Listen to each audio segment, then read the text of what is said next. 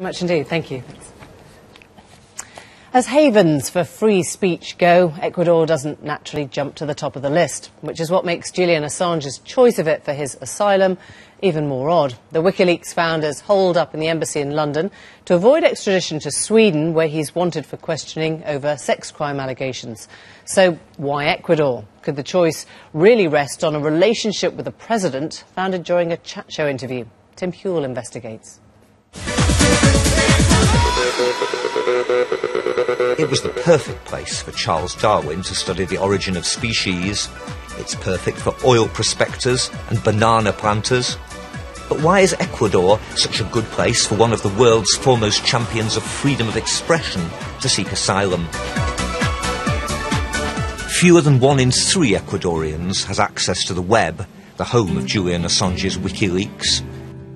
Their president, Rafael Correa, according to a leading human rights organisation, frequently rebukes journalists and media that criticise him and has personally taken journalists to court for allegedly defaming him. I'm extremely surprised that he has chosen Ecuador as a place to ask for political asylum due to the fact that the Ecuadorian government hasn't been very friendly with journalists. Not so long ago, Diario El Universo, which is the leading Ecuadorian newspaper, was fined with $40 million and a sentence of 3 years of jail to the 3 directors. But Julian Assange isn't always picky about his friends.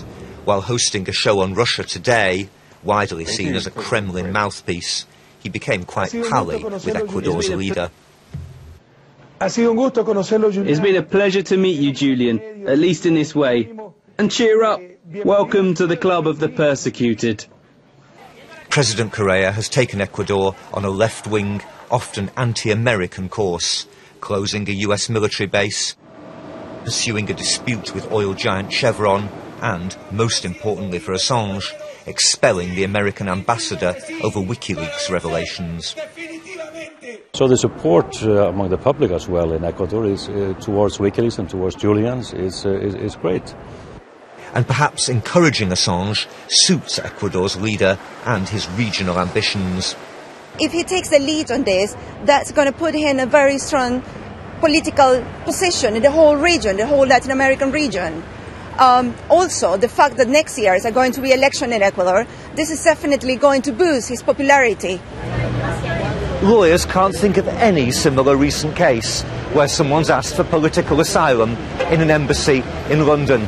Julian Assange's disappearance into this building yesterday was an act of desperation, motivated by his fear that if he goes to Sweden, he'll be extradited from there to the United States on charges of espionage. But the chances that he can make good his escape are quite slim. Can he really get to Ecuador? He'd have to persuade the country he faces persecution, the legal grounds for asylum, but he'd also have to get out of this building to an airport without being arrested for jumping bail on the way. That would really depend on whether Ecuador would be willing to risk the sort of diplomatic incident that would arise to have a fugitive in an ambassadorial car. It's highly unlikely the Ecuadorians would be willing, for the sake of Julian Assange, to cause that sort of international incident. But perhaps Sweden, where he faces rape accusations, could protect him against the US authorities.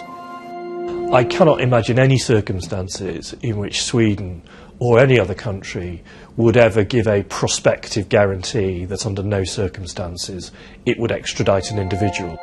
Does that mean he's bound eventually for an espionage trial in the States?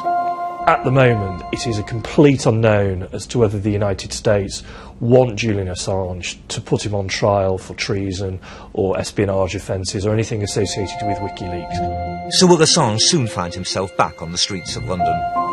I'd be very surprised if by the end of tomorrow, in the event of no decision, the Foreign Office aren't starting to put real pressure on the Ecuadorians to resolve this issue and resolve it very quickly. Inside the embassy, Assange has been making his case today. He's upbeat and he's calm and optimistic about the future, as he usually is. But as the British police wait outside, even a man as resourceful as Assange may be